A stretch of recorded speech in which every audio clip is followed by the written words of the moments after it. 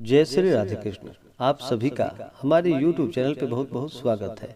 आइए जानते हैं मार्गशीर्ष यानी कि अग्रहण माह कृष्ण पक्ष प्रदोष व्रत के शुभ मुहूर्त के बारे में, व्रत महत्व के बारे में, पूजन विधि के बारे में। प्रदोष का व्रत जो कि हर माह के कृष्ण पक्ष और शुक्ल पक्ष की त्रयोदशी तिथि के दिन जब भी प्रदोष काल का समय प्राप्त होता है उस दिन प्रदोष व्रत को किया जाता है। प्रदोष व्रत के दिन इस दिन भगवान शिव, माता पार्वती और साथ में शिव परिवार का पूजन किया जाता है।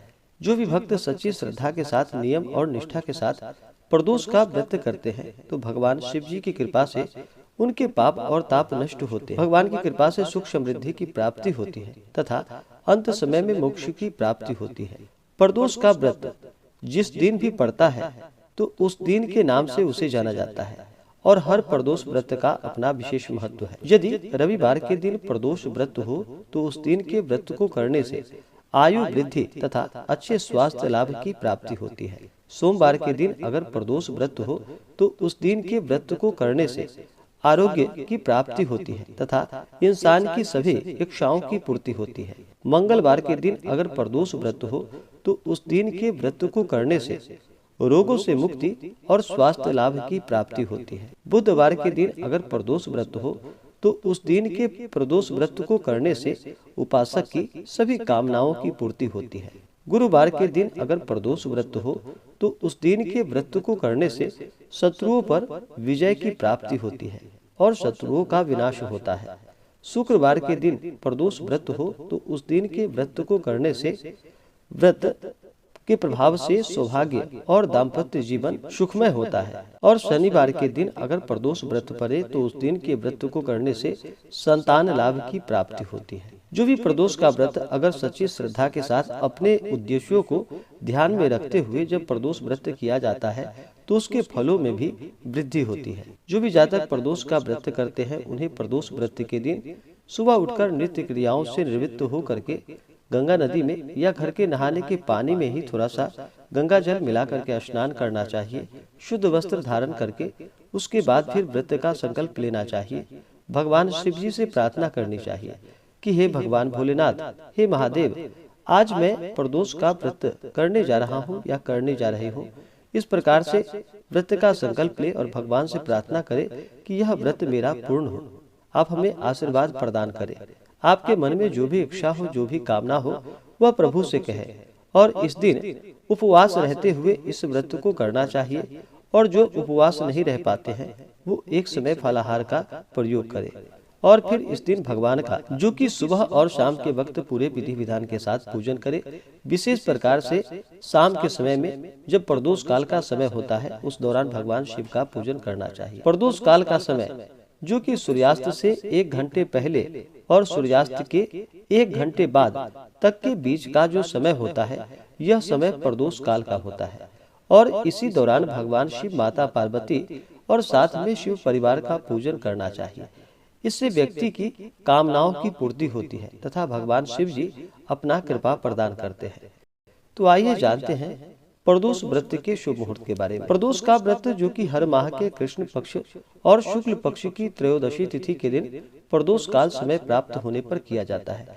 तो त्रयोदशी तिथि प्रारंभ समय जो कि 21 नवंबर 2022 दिन सोमवार सुबह 10:09 और त्रयोदशी तिथि की समाप्ति होगी 22 नवंबर 2022 दिन मंगलवार सुबह 8:21 पे।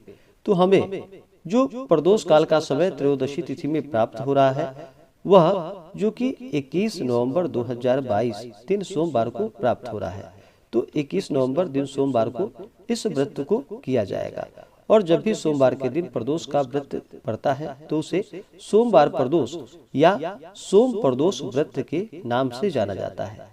और इस व्रत के प्रभाव से आरोग्यता की प्राप्ति होती है तथा इंसान की इच्छाओं की पूर्ति होती है। प्रदोष व्रत के दिन जो कि सूर्योदय समय सुबह 6:19 और सूर्यास्त जो कि शाम 5:08। तो सूर्यास्त से 1 घंटे पहले और 1 घंटे बाद तक के बीच का जो समय होता है प्रदोष काल का होता है। तो उसी दौरान ही भगवान शिव जी का पूजन करना चाहिए। तो वही सूर्यास्त शाम 5:08 है। तो इससे 1 घंटे पहले और 1 घंटे बाद तक के बीच के समय में आप भगवान का पूरे विधि विधान के साथ पूजन करें। प्रदोष व्रत के दिन राहु काल का जो समय होगा वह समय सुबह 7:40 से सुबह 9:02 तक राहु काल का समय होगा। राहु काल समय के दौरान कोई भी शुभ कार्य या नया कार्य नहीं करना चाहिए, यह लाभकारी नहीं होता है। प्रदोष व्रत के दिन नक्षत्र जो कि चित्रा नक्षत्र रात्रि 12:14 तक, उसके बाद स्वाति नक्षत्र, योग जो कि आयुष्मान योग रात्रि 9:05 तक, उसके बाद सौभाग्य योग होगा। जो भी प्रदोष का व्रत करते हैं उन्हें चाहिए कि इस दिन नियम निष्ठा का पालन करना चाहिए, ब्रह्मचर्य का पालन करना चाहिए, तामसिक वस्तुओं का प्रयोग बिल्कुल भी नहीं करना चाहिए, जैसे कि मांस, मदिरा, लहसुन, प्याज आदि का प्रयोग बिल्कुल भी नहीं करना चाहिए। इस दिन सात्विकता का पालन करते हुए व्रत को रखना चाहिए और भगवान शिव जी का विशेष प्रकार से प्रदोष काल के समय में पूजन करना चाहिए। पूजन अगर आप मंदिर में कर रहे हो तो मंदिर में कई गुना पुण्य फलदायक होता है। अगर मंदिर में ना जा पाए तो घर पे ही भगवान का फोटो या प्रतिमा रख करके पूजन करना चाहिए। इस दिन पूजन के लिए अगर आप घर में कर रहे हो पूजन तो एक अच्छा सा जगह ले, जैसे कि घर के ईशान कोण में उस जगह को अच्छे से पवित्र करके गंगा जल छिड़क करके वहाँ पे एक अपने लिए कुशा का आसन लगाए और भगवान शिव जी के लिए एक चौकी लगा करके चौकी पे भगवान शिव जी के लिए सफेद वस्त्र और माता पार्वती के लिए लाल वस्त्र बिछाएं और वहां पर भगवान शिव जी, माता पार्वती का फोटो या प्रतिमा रख करके पूरे विधि विधान के साथ पूजन करें। किसी भी प्रकार के व्रत या पूजन में सबसे पहले भगवान गणेश जी का पूजन किया जाता है, तो पहले भगवान गणेश जी का पूजन कर ले, उसके बाद फिर नंदी, श्रृंगी, भृंगी, कीर्तमुख, कुबेर आदि देवताओं का पूजन करे, भगवान कार्तिकेय का पूजन करे। उसके बाद फिर भगवान शिव जी और माता पार्वती का पूजन पूरे विधि विधान के साथ करना चाहिए। इस दिन भगवान शिव जी का जो कि जल से अभिषेक करे, पंचामृत से अभिषेक करे, शुद्ध गंगा जल से अभिषेक करे, भगवान शिव जी को सफेद वस्त्र चढ़ाए और यज्ञोपवीत भगवान को अर्पित करे। फिर अक्षत को थोड़ा सा गीला करके चढ़ाना चाहिए, सूखा अक्षत नहीं चढ़ाना चाहिए। तो अक्षत, चंदन, पुष्पों की माला भगवान शिव जी को अर्पित करे। विशेष प्रकार से मंदार की माला भगवान शिव जी को चढ़ाए, कनेर का पुष्प आदि भगवान शिव जी को अर्पित करे। उसके बाद फिर भगवान शिव जी को बिलपत्र, भांग, धतूरा, शमी पत्र आदि चढ़ाए।